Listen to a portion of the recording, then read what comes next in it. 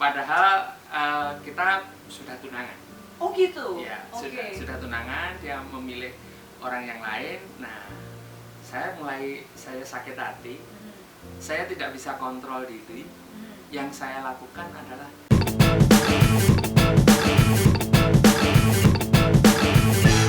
Eits, tunggu dulu. Sebelum nonton video lengkapnya, jangan lupa untuk subscribe ya dan klik link di bawah ini. Jangan lupa juga untuk klik tombol loncengnya. Oke? Terima kasih. Selamat menonton. Hai friends. Hari ini seru banget karena sudah saya datangkan pakar pelunas hutang. Wah, Pak Iwan Hartawan. Halo Pak Iwan. Terima kasih Mbak Betty. Thank you sudah meluangkan waktu ya. Iya. Nah ini kan pakar pelunas hutang ya, karena membantu banyak orang untuk bisa memberikan solusi bagaimana mereka melunasi hutangnya. Bukan Pak Iwan yang melunasi hutang mereka ya. Betul. Oke, tapi dari pengalaman Pak Iwan sendiri nih, memang pernah nggak sih terlibat dalam hutang? Oke. Jadi latar belakang kenapa saya kemudian menjadi konsultan hutang itu saya mulai dari saya sendiri pernah bermasalah dengan hutang. Jadi ini sebenarnya sudah lama ya, sudah lama. Jadi pada waktu itu saya pacaran 7 tahun. Ya, 7 tahun terus kemudian tidak jadi menikah. Oke. Ya, tidak jadi menikah karena dia lebih memilih orang lain. Wah. Ya. Padahal kita sudah tunangan. Oh gitu. Ya, Oke. sudah tunangan, dia memilih orang yang lain. Nah, saya sakit hati. Saya tidak bisa kontrol diri. Yang saya lakukan adalah setiap minggu, jadi Jumat sore itu saya bepergian ke banyak tempat rekreasi di Indonesia. Jadi piknik untuk melampiaskan rasa kesal saya. Pelampiasannya jadinya pokoknya jalan-jalan piknik. Iya. Menghabiskan uang. Nah, mulai menghabiskan tabungan, terus kemudian uang tabungan habis, mulailah menggunakan kartu kredit. Dan saya mulai terjerat hutang kartu kredit dan mulai saat itu. Oke. Ya, jadi mulai kalau nggak salah hutang kartu kreditnya bisa untuk membeli 2 MPT kali ya. Di zamannya loh ya. Zaman dulu.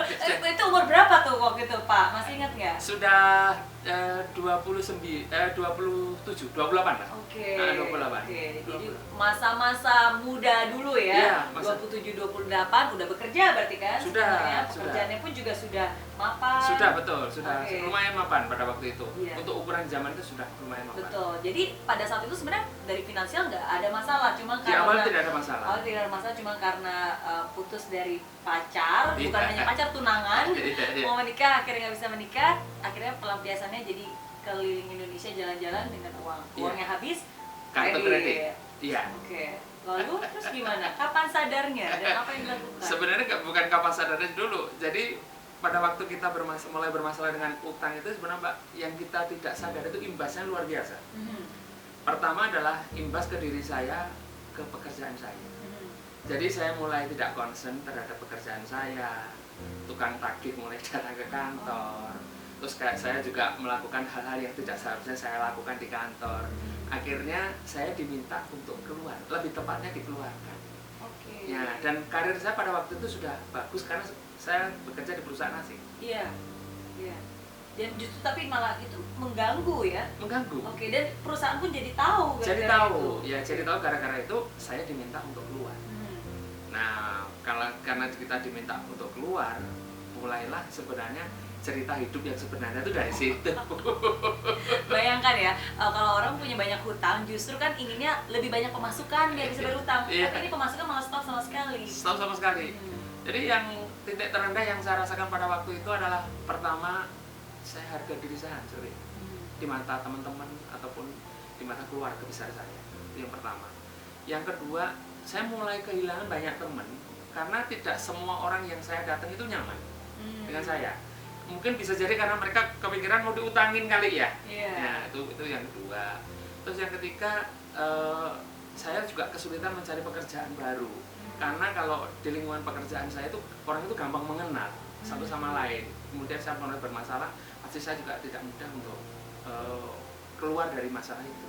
Nah, yang saya lakukan, saya melarikan diri.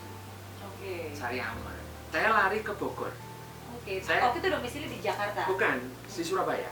Oh, wow, jauh juga larinya. Iya, iya. Saya sembunyi di Bogor karena saya punya teman kuliah yang di Bogor. Terus kemudian kebetulan suami istri ini teman saya kuliah. Saya nebeng sama dia. Nah, nebeng itu kan sebenarnya kita juga malu nebeng ya. Kita malu nebeng. Yang saya lakukan tuh setiap pagi saya tuh pakaian rapi. Tapi sebenarnya saya tidak bekerja, saya tuh hanya keluar rumah. Nah, yang saya lakukan tuh saya duduk di depan masjid Bogor itu, Mbak. Jadi kalau kita keluar tol, belok kiri kan sebelah kanan jalan ada masjid. Nah, saya biasanya duduk-duduk di depan situ dari pagi sampai sore. Oke. Ngapain? Ya nggak ngapa-ngapain. Nah, terus kalau saya di rumahnya teman saya juga ngapain? Iya. Jadi biar terlihat pergi bekerja. Iya. Sengaja pakai pakaian Ya rapi, bagus, rapi tapi keluar. Padahal hanya duduk-duduk aja di masjid. Sampai sore saya balik. Dan saya juga kalau siang juga nggak makan ya karena nggak ada duit ya. Yang saya lakukan adalah pertama saya memohon ampun kepadanya yang di atas.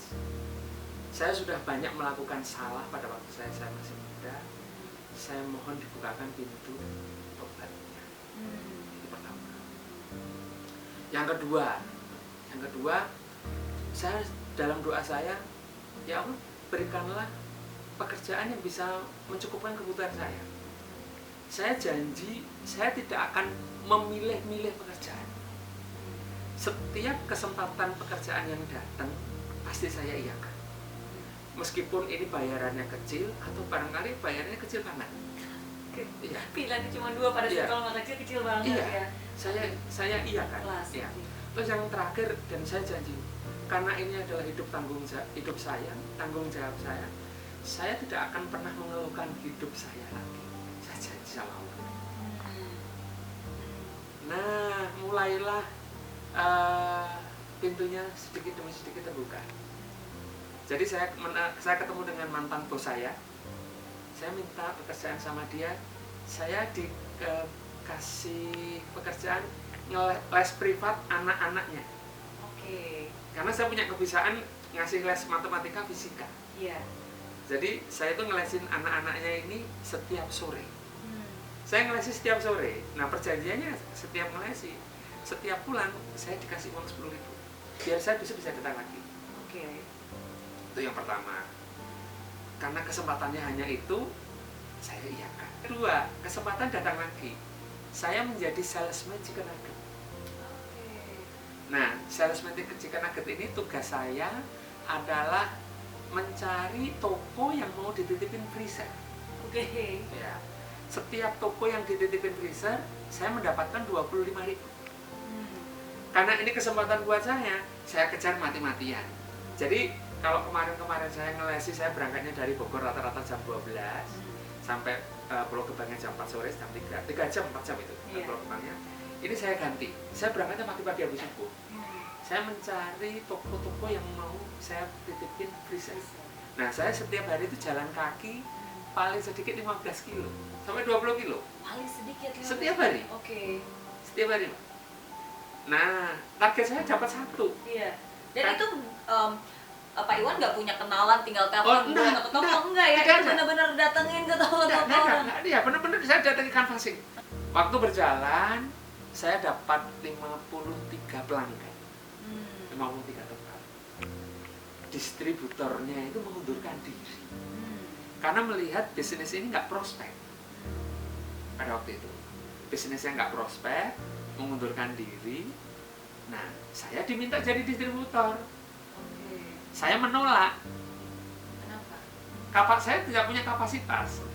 Dari permodalan saya nggak punya, dari ilmunya saya juga nggak punya. Orang saya nggak pernah ada di distribusi, ya nggak punya gitu.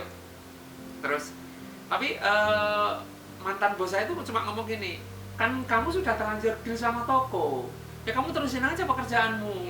Nah, terus syaratnya apa? Kamu truknya kamu supirin sendiri, kamu angkat sendiri, kamu loading dari gudang loading sendiri, pokoknya semuanya kamu kerjain sendiri.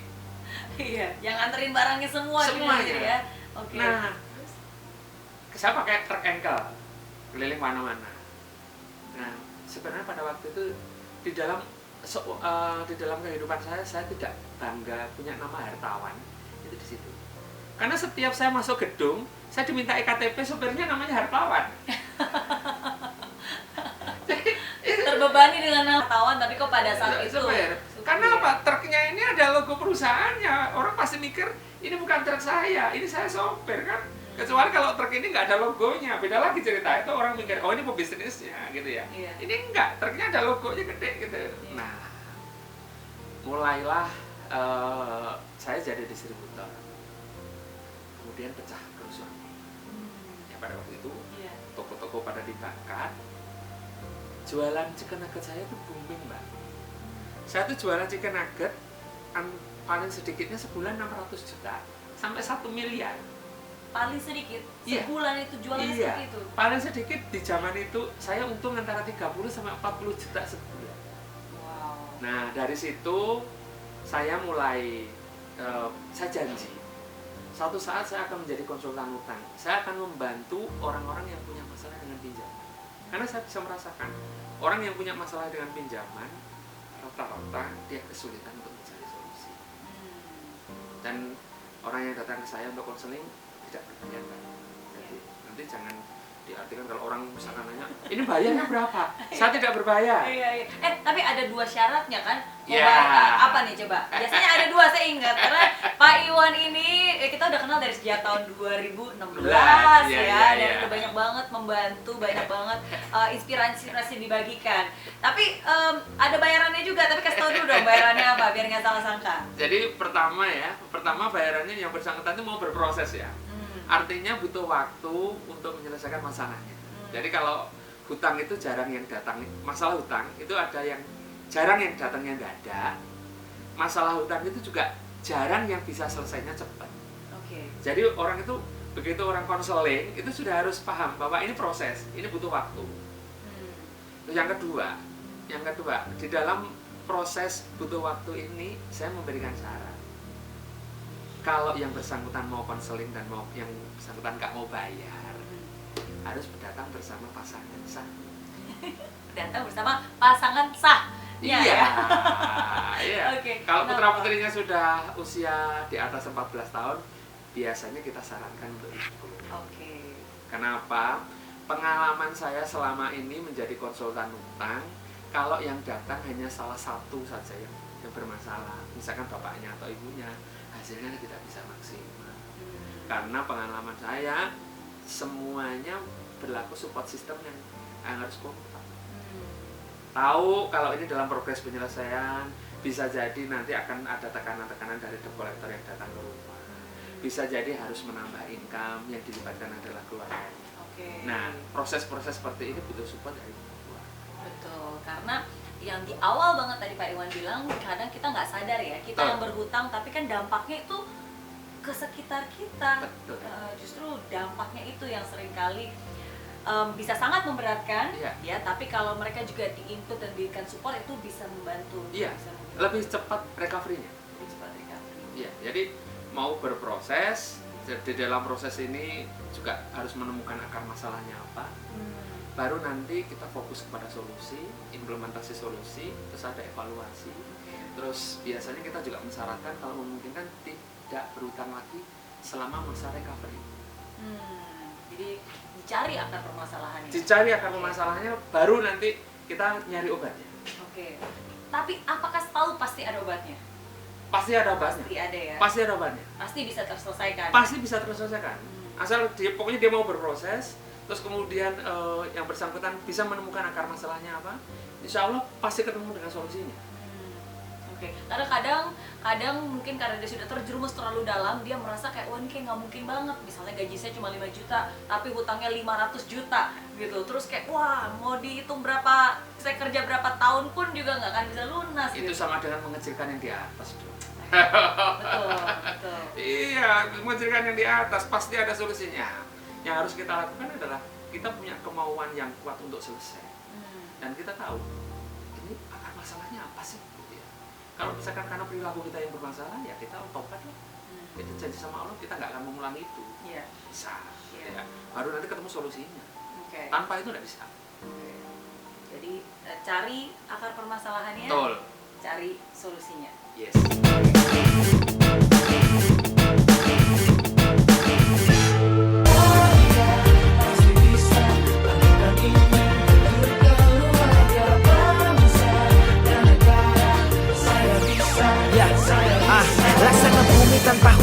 hidup tanpa tujuan, kering dan mati tanpa hijaunya tumbuhan. Demikian kalau mimpi tak kunjung terjadi,